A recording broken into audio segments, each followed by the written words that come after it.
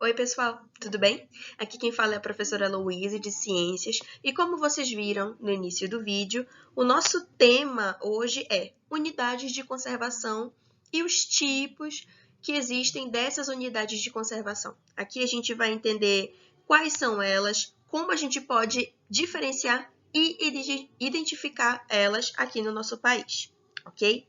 Então vamos lá. Só que antes da gente entrar no conteúdo propriamente dito, o que é importante da gente saber, e na verdade não saber, mas reconhecer que ao longo do tempo, as sociedades, as populações de seres humanos presentes no nosso planeta, elas utilizaram os recursos naturais de uma maneira desenfreada, ao ponto de existir a extinção de determinadas espécies de plantas e animais. A gente tem o fator da poluição, não só através de gases, mas também a poluição da água, a queimada, e também falando sobre a destruição de recursos humanos, de populações indígenas e etc.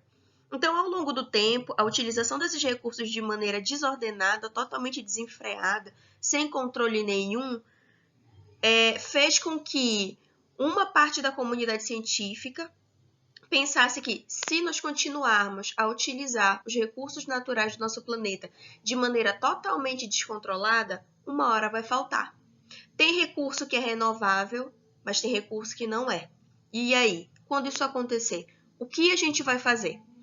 Então, para driblar essa situação de um dia os recursos naturais se acabarem totalmente, uma alternativa foram as unidades de conservação. Mas aí vocês podem perguntar, mas professora, o que o Brasil tem a ver com isso? Simplesmente o Brasil tem tudo a ver com isso. Por quê? Dentro de uma classificação, o nosso país ele é considerado mega biodiverso, ou seja, a biodiversidade, a variedade de recursos naturais, de fauna e flora no nosso país é gigantesca, ok?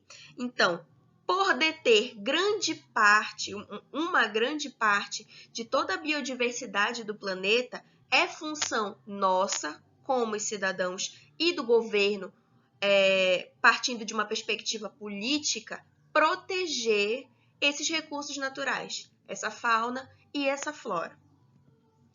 De modo geral, o nosso país ele é uma área tropical, de clima quente e úmido, e que isso vem favorecer a grande variedade de fauna e flora que nós temos aqui no nosso país.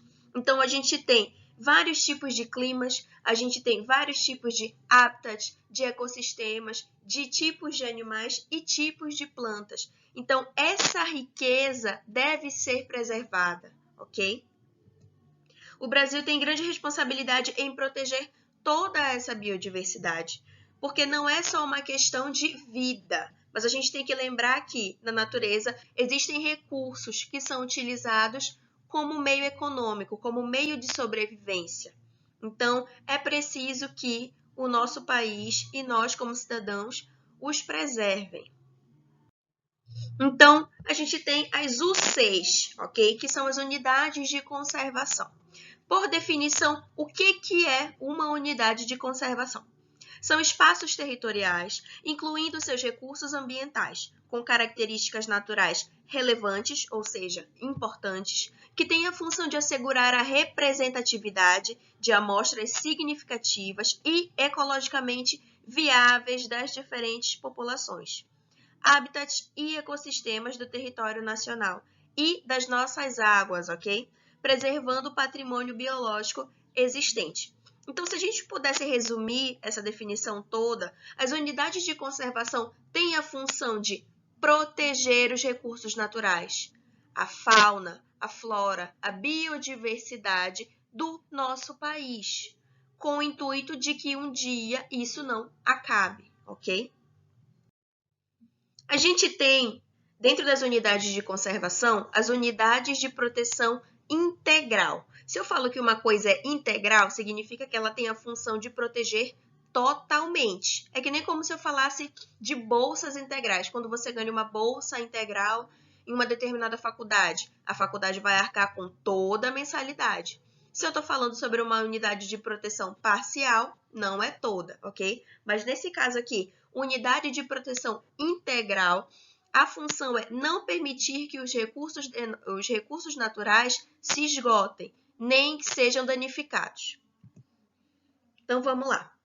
A função da unidade de proteção integral é proteger o espaço para que não haja nenhum tipo de dano aos recursos naturais. Porém, ele permite a realização de atividades científicas e de educação ambiental, que são atividades que não vão causar danos aos recursos naturais. A primeira das unidades de proteção integral, dos tipos de unidades de proteção integral, é a estação ecológica. A estação ecológica, ela tem a função de preservar a natureza local e a realização de pesquisas científicas. Os recursos naturais só podem ser realizados caso sirvam para estudo ou para visitação pedagógica. Então, não pode ser utilizado aquele recurso natural para extrativismo ou para um recurso econômico, ok? É só para pesquisa e visitação pedagógica. Que visitação pedagógica é essa? É visita de escola, visita de universidade, educação ambiental e etc. A imagem que vocês estão vendo ao lado se refere à estação ecológica do Taim. É uma unidade de conservação de proteção integral da natureza, localizada no sul do estado do Rio Grande do Sul, com aproximadamente 30% de seu território pertencente ao município de Rio Grande e os outros 70% pertencente a Santa Vitória do Palmar. Outro tipo de unidade de proteção integral que nós temos aqui no país são os parques nacionais. Qual é a função do Parque Nacional? Proteger ecossistemas de grande importância ecológica e cênica. Permite pesquisas científicas, visitações e passeios turísticos para a recreação. Então, aqui a gente já tem uma abertura maior do que na verdade, o Parque Nacional, né? O Parque Nacional ele é um pouco mais aberto, ele é um pouco mais permissivo do que a estação ecológica. A imagem que vocês estão vendo ao lado é a Chapada Diamantina, ok? Que se situa no centro da Bahia. Em 1985 foi criado o Parque Nacional, sendo administrado pelo Instituto Chico Mendes de Conservação da Biodiversidade, que é o ICMBio. Nós também temos os tipos de unidade de proteção integral Refúgio de Vida Silvestre, que na sigla é REVS, ok? Qual é a função do REVS? Proteger ambientes naturais que possam garantir condições ideais de ida e reprodução das espécies que podem ser nativas ou não. Essa imagem que vocês estão vendo ao lado se refere ao Refúgio de Vida Silvestre Quelônios do Araguaia, que colabora anualmente com o nascimento de pelo menos 300 mil tartarugas da Amazônia, que é uma espécie que estava ameaçada e não está mais graças a esse tipo de REVS. Hoje, povoa os lagos da região do externo norte do Mato Grosso, no Baixo Araguaia. Outro tipo de unidades de conservação são as unidades de uso sustentável. Então, antes eu tinha uma unidade de proteção integral, totalmente. O recurso não pode ser utilizado a não ser para pesquisa ou visita pedagógica ou turismo. Já aqui na unidade de uso sustentável, a gente permite o uso do recurso natural, mas de maneira consciente. Como primeira demonstração de uma unidade de uso sustentável, a gente tem as APAs, que são áreas de proteção ambiental. Apresenta a ocupação humana, deve ser um espaço grande e possui características ambientais importantes para a sobrevivência e bem-estar de seus ocupantes. A imagem que vocês estão vendo bem ao lado da APA, da descrição da APA, é a Serra da Mantiqueira, ok? Que é uma cadeia montanhosa que se estende por 3 estados do Brasil: São Paulo, Minas Gerais e Rio de Janeiro. A próxima unidade de uso sustentável é a área de relevante interesse ecológico, que apresenta características surpreendentes, ou seja, raras, por seus recursos ou por abrigar espécies de seres vivos que não existem mais ou que são raros, ok? Aqui ao lado da imagem da descrição, né, da área de relevante interesse ecológico, vocês estão vendo o Parque dos Dinossauros, ok? Esse local é extremamente importante porque o Vale dos Dinossauros ele tem grande representatividade de fósseis, ok? Então é uma área de estudo, é uma área que tem características surpreendentes e raras. Por isso, virou uma área de relevante interesse ecológico. Unidade de uso sustentável, agora a gente tem a Floresta Nacional. A Floresta Nacional, ela abriga espécies nativas. Seu objetivo é proporcionar o uso sustentável dos recursos presentes nesse espaço, estimular a produção científica para a descoberta de novos processos de uso sustentável. Então, aqui na Floresta Nacional, eu posso utilizar o recurso natural, mas de maneira sustentável e sem causar danos a essas espécies nativas, tanto de animais quanto de plantas. A imagem que vocês estão vendo ao lado, onde a gente tem toda essa vegetação verde e no meio a gente tem esse P bonito rosa, é a Floresta Nacional dos Carajás, que tem uma área de cerca de 400 mil hectares. Apresenta interesses ambientais diversos, como extrativismo vegetal e mineral. Que tipos de minérios? Ferro, ouro, manganês, granito e cobre. A gente também tem a reserva extrativista. Pelo nome, a gente já pode suspeitar, né, que ela permite o extrativismo. Porém, sendo uma unidade de uso sustentável, esse extrativismo ele deve ser realizado de maneira consciente. Então, trata-se de uma área ocupada por populações que vivem da extração dos recursos naturais presentes na região, do consumo da agricultura de subsistência e da criação de animais de pequeno porte.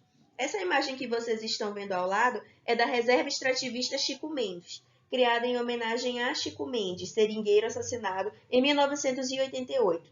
Sua extensão compreende 930 mil hectares lá no estado do Acre, ok? E por fim, a gente tem a reserva de fauna e a reserva de desenvolvimento sustentável. Na reserva de fauna, a gente tem a definição de que é uma área natural que apresenta numerosas espécies animais nativas, ideais para serem utilizadas em estudos técnicos científicos. Bem aqui ao lado, vocês podem ver essa porção de água. Está se tratando da reserva Baía da Bitonga. É um atrativo turístico natural, santuário ecológico de várias espécies de animais marinhos e pássaros. Banha as cidades de Itapoá, Joinville e São Francisco do Sul.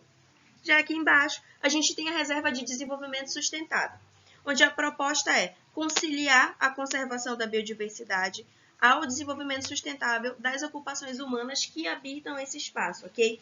Bem aqui ao lado vocês estão vendo o macaquinho, né, que é o macaco de cheiro, que o nome científico é Saimiri vanzolini. Esse Saimiri vanzolini, ele está presente na reserva de Mamirauá, ok? Que foi a primeira reserva de desenvolvimento sustentável brasileira. Ela foi criada em 1996. Ela está localizada a uma distância de 600 quilômetros a oeste de Manaus. Essa reserva compreende uma área de 1.124 hectares, cujos hábitats aquáticos e terras sofrem intensas e contínuas alterações, determinadas pela dinâmica da água da região. Então, a gente tem uma área que é completamente constante, né? Na verdade, inconstante, totalmente imprevisível, que pode mudar a todo momento. Exatamente por isso, essa é uma reserva de desenvolvimento sustentável que deve ser protegida, deve ser mantida.